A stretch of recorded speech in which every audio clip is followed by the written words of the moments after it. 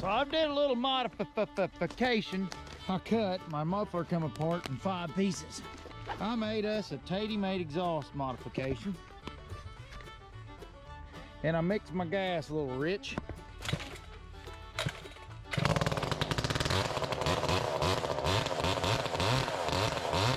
Howdy peeps and peoples. Today we're trying to finish up this. What I'm trying to do is get the last of the cutting done on the Kentucky job. Big D's cutting on his side with Brutus, and I'm over here trying to, I blowed a tire on Titus. That was a mess trying to waller that thing up out of that hole down there with 3 wheels. But it was a Goodyear tires, some Goodyear 43s. And I don't know, we bought them used, and I think they had like crappy, they've been crappy tires. Not Goodyear's fault, I don't think per se. We probably got skinned a little bit and bought a set of tires that didn't have the ply rating. Probably like, I feel like a 14 ply or less. And 20 ply, 100% for us, you know. So I think that might have been the situation. Anyways, that tire's flat. Ran her out on the wheel. You ought to see side loaded it on the side of the highway. Didn't get none of that because it was a mess. Derek and Big Daddy both kind of shoved me up on a low boy. Hindsight being 2020, I'll never do that again. If you ever get a flat tire on your feller bunch or skidder, change it, then load it. But in this video, I'm doing the last of the hand cutting here after Titus went down, and oh my God, at this point, after breaking all them tires down, I broke a bunch of truck tires down about 4 weeks before this, and my back had went, man, I should have went to the doctor 2 weeks ago, but I kept thinking, I can pull out of this, and wow. At this point, I can't even hardly stoop over to do nothing. And usually, hand cutting fixes my back. Usually when my back's messed up, I can grab a saw, go out there, and a little bit of hand cutting, stretch them muscles out and make it feel good, and works itself out. But for some reason, but if I go to like tackle a tree wedging and I swing wrong, that's what'll get me. But anyways, I was beating on a tree earlier and it had me. So anyways, I'm trying to finish this up, but I'm hurting. And getting, so these last trees on the job site, I'm just trying to like throw them on the ground. Then we're going to get out of here, try to get pulled out of Kentucky. I don't think I covered much of that, but we need to get pulled out of here so Mama can get her road bond back because they got 25 grand tied up and held hostage over this mess. And we need to get that money back because we need it in the company. And get moved out of here and get back over to Perry County. And we got another job we're getting started, but I'm going to have to get organized. At this point, I've got to get organized. I need, Big D's doing great on Brutus, but me going back to Titus, I need to get my saws figured out. I need to get chainsaws fixed. I need to get, Titus has got issues. It's got leaking grab arm cylinders. I got to repack some cylinders. The rear end's spewing oil. I got to figure out what the heck is going on there and fix the back rear end on it. And what else? There's like 3 or 4 things. Cab needs figured out. I need to figure out how to get a gas jug mount on this thing. And get my saw, this bracket that we put the saw in, it kind of dulls up my chain. So I got to figure out how to get that bracket to where it quits dulling up my chain, where it holds my chainsaw on the side of the cab. And things of that sort. And then we'll come back and we'll try Perry County. Oh, and I need to get pudding fixed. So I totally break pudding down. I get a bottle of rum one night, totally break pudding down and rebuild it with spare used parts because I think that's all I deserve. And I do get pudding back going again with another big bore kit, and it seems to be doing pretty good. I'm fighting the carburetor a little bit. I think I need to chuck my carburetor and just throw it away because you got to open her up to feed that big bore kit. It takes a little bit more juice, a little bit more than the carburetor wants to give, and I think I messed up my pulse diaphragm, my carburetor. I'm getting a little fuel out the top of my pulse diaphragm up there, so I think maybe my pulse diaphragm is bad on my carburetor. So, which I need to get it changed pretty quick. But But anyway, it's running. We're back up with pudding, thank goodness, and we're moving again.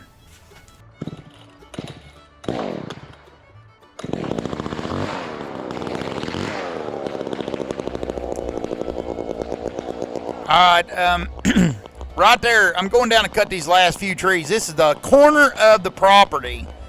Derek's over the hill, over the horizon there with Brutus, finishing his last few trees. This is on a Sunday. We had to log on a Sunday to get to match up with the weather to get this thing done. And I'm going down there, my back's just screaming. I'm going down in there and to cut these last few down here. And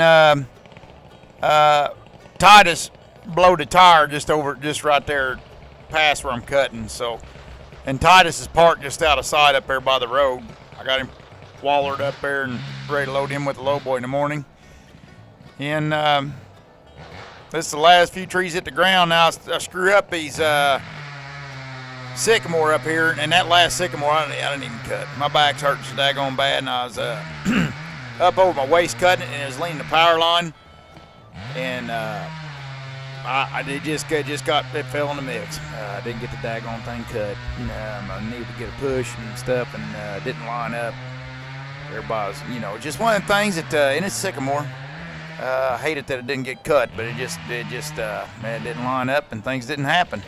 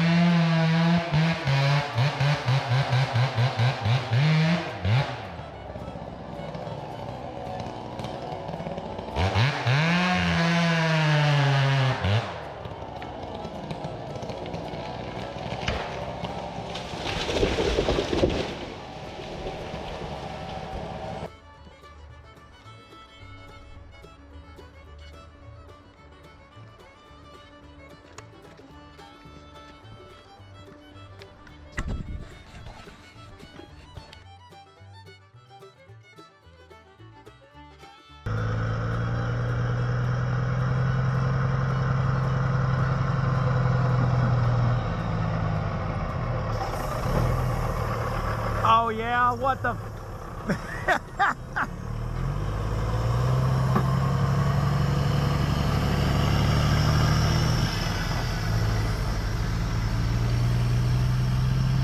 She showed up and ruined my shot.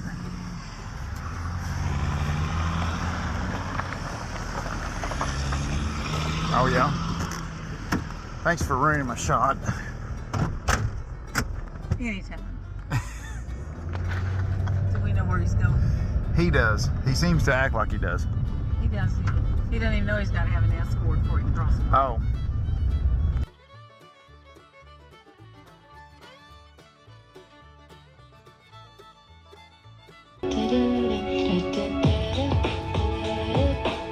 Okay, we back in the shop after the Kentucky job and before the Perry County job, and I got a couple days while the weather run through to run Titus to the shop and try to get it, get my flat changed, get the chains tightened up, get the front tires aired up. They was a little low, and work on that rear end leaks I had. The rear ends was had a little line messed up in it, and repacked the arm cylinders, and then did some smooching and cleaning and fixing things up for Tater to be efficient when I'm out there running in it. Alright, we got our cab jack down, got the rear end worked on. Let's start it up, see if we got diffie lock and all that mess. Oh yeah, boy. Oh yeah, boy.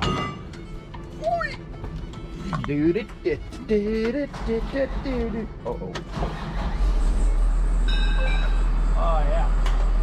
Alright, diffie lock in the back.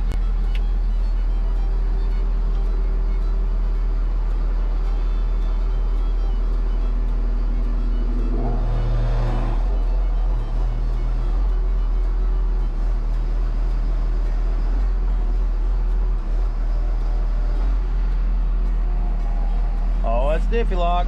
Oh yeah, we got diffie lock in the back. Diffie lock off, brake on.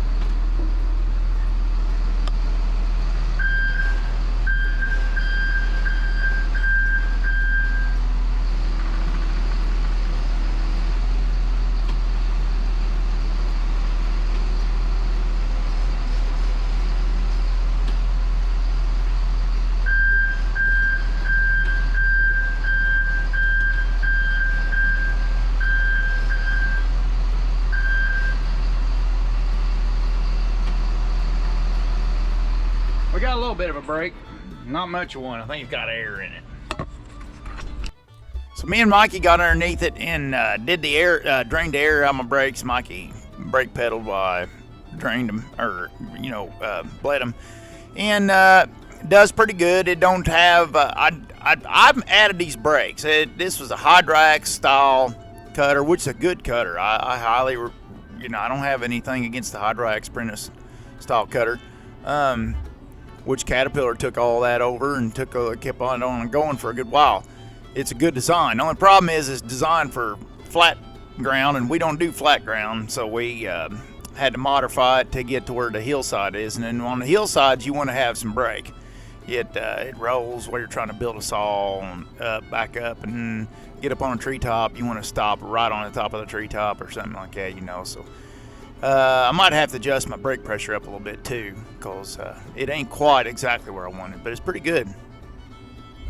Out of my business is I wanted to. Now there's like 3 guys that offered to redo pudding for me, and if any of you's on here watching this, guys, don't think I don't appreciate it, but I'm telling you, people does me pretty good on this channel, or has in the past especially, and I can't bum, man. I can't do that. It ain't that I don't trust you all. I trust you all. Y'all do a way better job than I do.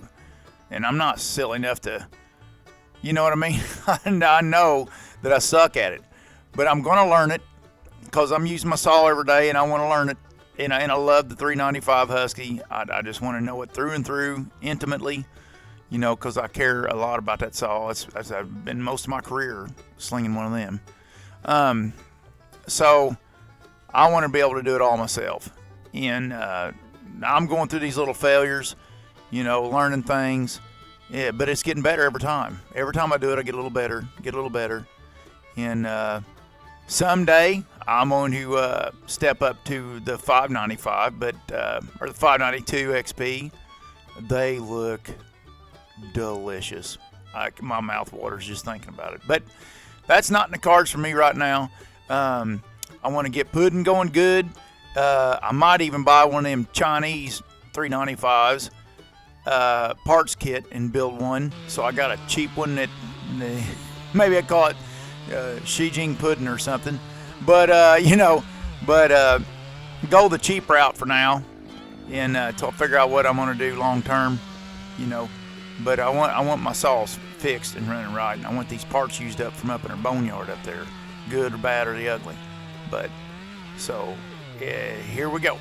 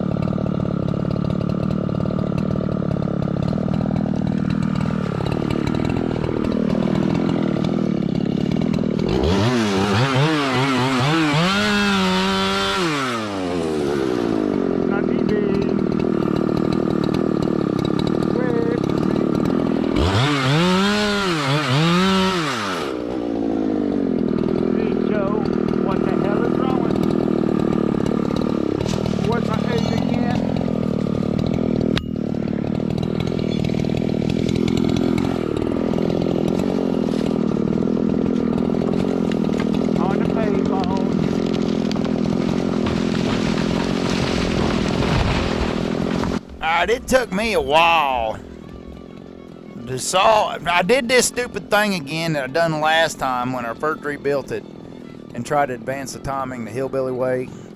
That's a bad move. I finally took him modified flywheels and threw them in a damn dumpster. That's enough of that crap.